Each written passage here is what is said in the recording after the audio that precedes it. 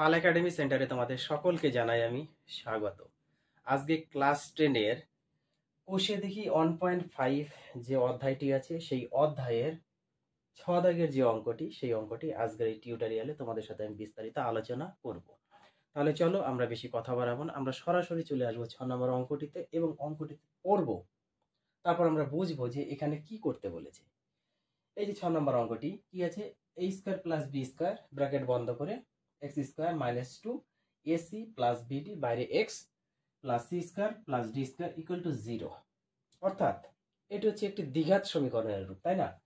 Equal to 0 দ্বিঘাত সমীকরণের বীজদ্বয় সমান হলে প্রমাণ করি যে a by b equal to c by d। খুবই ইম্পর্টেন্ট একটি অঙ্ক। আমাদের শুধু এখানে মনে রাখতে হবে এই যে দ্বিঘাত সমীকরণের বীজদ্বয় কখন সম হয়, সমান কখন হয়, এই জিনিসটা আমাদের একটু মনে রাখতে হবে। এর আগে আমি 5 নম্বর অঙ্ক একটি টিউটোরিয়াল আপডেট দিয়েছি, যারা দেখোনি সেম একই পদ্ধতিতে আজকের এই 6 নম্বর অঙ্কটিও করতে হবে। তাহলে চলো আমরা সরাসরি এখন অঙ্কে চলে আসি। এখান থেকে আমরা একটু সেপারেট করব, সেটা হচ্ছে এ বলতে কি বোঝানো হয়, আমাদের সহগের এক্স স্কয়ার সহগটা হচ্ছে এ এবং বি হচ্ছে এক্স এর সহগ এবং সি হচ্ছে আমাদের পরেরটা। তাহলে এ বি সি দ্বিঘাত সমীকরণ থেকে আমরা সেপারেট করে নিয়েছি। এখন এই যে বীজদ্বয় সমান হওয়ার শর্ত কি আমরা কি জানি, আমরা একটু লিখে নেব যে দ্বিঘাত সমীকরণের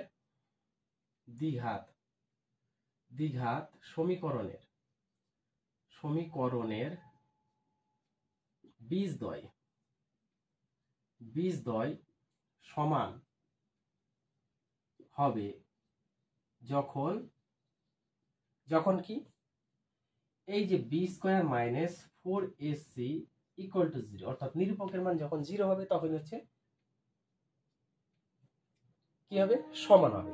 তাহলে আমরা এখন সরাসরি এখানে আমরা একটু লিখে নিই B square minus 4ac equal to 0। তাহলে এখান থেকে আমরা প্রত্যেকটা মান পুট করব এবিসি। প্রথমে কি আছে আমাদের বি স্কয়ার বলতে কি একটু বসিয়ে দিই আমরা, বি স্কয়ার মানে বি বলতে আমাদের মাইনাস 2 ব্র্যাকেটে আছে এসি প্লাস বিডি, তার হোল স্কয়ার ব্র্যাকেট বন্ধ করে আমরা হোল স্কয়ার দিয়ে দিলাম। এখানে আছে মাইনাস 4 থাকবে গুণ এসি, এ বলতে A square plus B square ব্র্যাকেটে রাখি A square plus B square into C বলতে আমাদের কি আছে C square plus D square. তাহলে আমরা লিখতে পারি না C square plus D square equal to 0। বোঝা গেল, এ বি সি আমরা পুট করেছি। এখন এখানে টোটালটাকে আমরা একটু মাইনাস 2 এর স্কয়ার যদি করি তাহলে কত হবে, প্লাস 4। আমরা এটা সাইডে রাখি এবং এই যে এসি প্লাস বিডি তার হোল স্কয়ার হিসাবে আছে, এটা আমরা একটু ফর্মুলা ফেলি। কি formula, A square A plus B whole square মানে A square plus 2 A B plus B square BD bracket বন্ধ করে তার স্কয়ার। এটা কিন্তু না বোঝার কোনো কিছুই না, ক্লাস 7 এর part. A plus B whole square formula এখানে আমি ফেলে দিলাম। এবার মাইনাস 4 আছে থাক, হলো। এবার গুণ করে দিই এই স্কয়ারের সাথে এই টোটালটা গুণ করলে একটা এ স্কয়ার সি স্কয়ার হচ্ছে, এ স্কয়ারের সাথে ডি স্কয়ার গুণ করলে প্লাস এ স্কয়ার ডি স্কয়ার হচ্ছে, তাই না? এবার প্লাস বি স্কয়ার দিয়ে আবার টোটালটা গুণ করি, তাহলে প্লাস বি স্কয়ার আর সি স্কয়ার গুণ করলে বি স্কয়ার সি স্কয়ার। আবার প্লাস বি সাথে বি স্কয়ার সাথে প্লাস ডি স্কয়ার গুণ করলে প্লাস বি স্কয়ার আর ডি স্কয়ার ইকুয়াল টু 0। এখন এই দুটো পদ থেকে আমরা একটু কমন নিই। কি কমন নেব একটু খেয়াল করো, এই যে দুটোর মধ্যে 4 আছে না, 4, এই যে 4, এই 4টা আমরা একটু কমন নিয়ে নিই। ওকে, তাহলে 4 যদি কমন নিই তাহলে আমাদের কি থাকতেছে, কি থাকে, 4 কমন নিই। 4 কমন নিলে আমাদের পড়ে থাকবে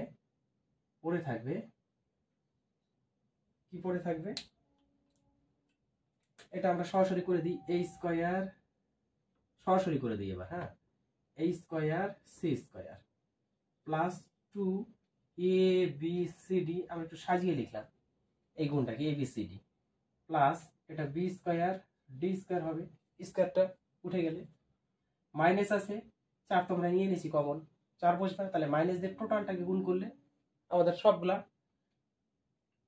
চিহ্ন চেঞ্জ হয়ে যাবে। তাহলে a square C square minus a square D square minus B square C square minus B square D square equal to 0। বুঝে গেল? কারণ মাইনাস দিয়ে যদি আমরা ব্র্যাকেটে এটা গুণ করে দিই, ব্র্যাকেট উঠে গেলে সেক্ষেত্রে যে চিহ্ন ছিল তার অপোজিট বিপরীত চিহ্ন হয়ে যায়। এইবার আমরা পরের লাইনে দেখো, পরের লাইনে কি লিখতে পারি? এখানে একটা সেকেন্ড ব্র্যাকেট আমরা দিয়ে দিই, যেহেতু 4 আমরা কমন নিয়েছিলাম। এবার 4টাকে যদি আমরা এইদিকে বাই করে দিই, 0, 4-এর কোনো ভ্যালু নেই, তাহলে আমরা 4 লিখবো না। এখন আমরা সরাসরি কি লিখবো দেখো, কি লিখতে পারি সরাসরি?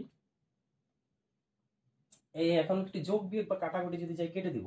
Minus a square C square, এই দেখো minus a square C square plus এর a square C square, B square D square B square D square plus এর B square D square minus এর বি স্কয়ার ডি স্কয়ার। তাহলে আমাদের পড়ে আছে এখানে minus a square D square, তারপরে পড়ে আছে minus B square C square. তাহলে আমরা প্রথমে মাইনাস বি স্কয়ার সি স্কয়ারটাকে লিখি, তারপরে মাইনাস a স্কয়ার ডি স্কয়ারটাকে লিখি, তারপর এখানে প্লাস 2ab cd এইভাবে আছে না, ইকুয়াল টু কিছু নেই 0।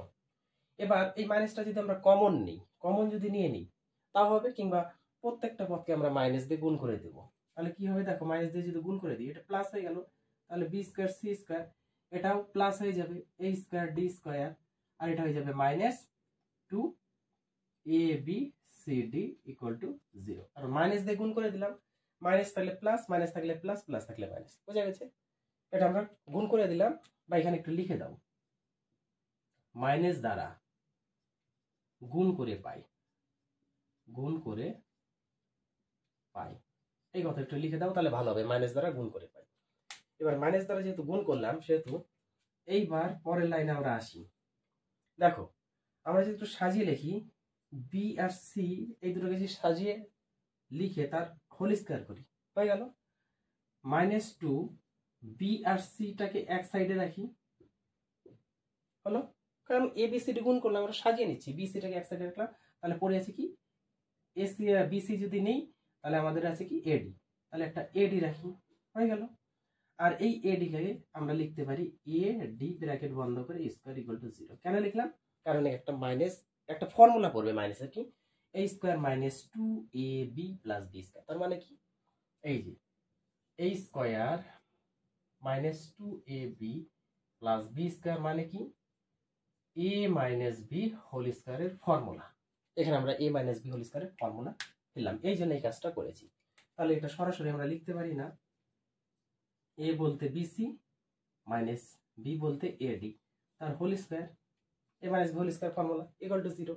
এখান থেকে আমরা আরেকটা লাইন করি, bc মাইনাস ad স্কয়ার উঠে গেল ইকুয়াল টু 0, রুট ওভার 0 মানে 0। তারপরের লাইনে আমরা একটু এখানে আসি, bc minus ad equal to 0 হয়, তাহলে আমরা প্রথমে bc কে রাখি, bc equal to minus ad দিয়ে গেলে প্লাস ad, তাহলে প্লাস বসানোর দরকার নেই, শুধু ad হয়ে গেল। এবার আমরা যদি b এর নিচে কি আছে অপশনে দেখো, b এর সাথে আছে আমাদের কি a বাই b, আর c সাথে আছে d, তাহলে আমরা প্রথমে c রাখবো, c বাই এখানে নিচে d নিয়ে আসি, c সাথে d নিয়ে আসি, আর এখানে এর সাথে b নিয়ে আসি। অতএব আমরা লিখে দিতে পারি কি, এবার একটু লিখে দিই ঘুরিয়ে, যেটা কমনে বলছে সেটা লিখে দাও, a by b equal to c by d। এটা হচ্ছে প্রমাণিত। বুঝে গেল? এইটা আমাদের প্রমাণ করতে বলেছিল, a by b equal to c by d। আশা করি এই অঙ্কটি নিয়ে কারো কোথাও কোনো রকম সমস্যা নেই। তোমরা 5 দাগের এবং 6 দাগের এই দুটো অঙ্ক একটু প্র্যাকটিস করো, আবার তোমাদের সাথে দেখা করবো পরবর্তী পার্ট নিয়ে। তাহলে আজকের মতো এখানেই আমি শেষ করছি।